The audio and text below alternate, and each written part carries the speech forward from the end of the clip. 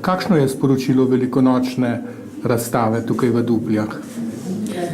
Tukaj v Dupljah, v tej prelepi dupljanski graščini, imamo dijaki Biotehniškega centra in tudi mentorji možnost pokazati ustvarjalnost, inovativnost, ki jo ustvarjajo pri praktičnem pouku, predvsem pa z rdečo nitjo zgodbo, ki seveda tiči ravno v tem času praznikov.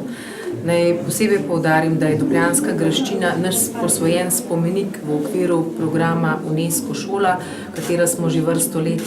In to je še poseben pomemben poudarek, kajti s tem načinom prepletanja ustvarjalnosti, tudi zgodovinskega pogleda zgodb, ki jo dijaki spoznavajo pri praktičnem in teoretičnem pouku, navezujejo stik z svojimi koreninami, z običaji tega časa, prostora in srečajo se in spoznavajo tudi običaje, ki jih imajo ljudje drugod po svetu.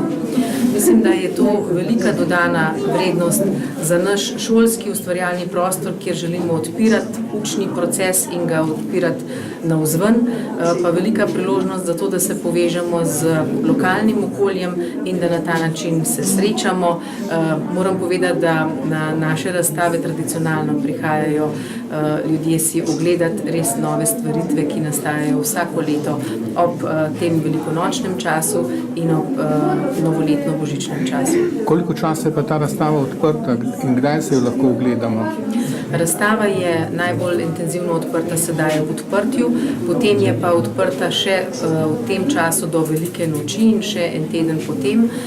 Se pa lahko dogovori z gospodom Mauserjem, ki tukaj stanuje, da si ljudje lahko ogledajo. Se pravi z naročilom po telefonu, ki je objavljen na spletni strani in se prijavijo in pridejo si pogledati. Zelo vesel jih bom. To pomeni, da vsi razstavljeni aranžmaji, ki so tukaj, so delo dijakov in študentov Biotehničnega centra Naklo. Tako je. Zelo smo ponosni na to in seveda v ozadju prav potiho pa njihovi mentorji, ki vsako leto spodbudijo, da mladi sami razmišljajo in dajo svoje nove kreacije in ideje, ker se nikdar ne ponovijo. Hvala za ta pogovor.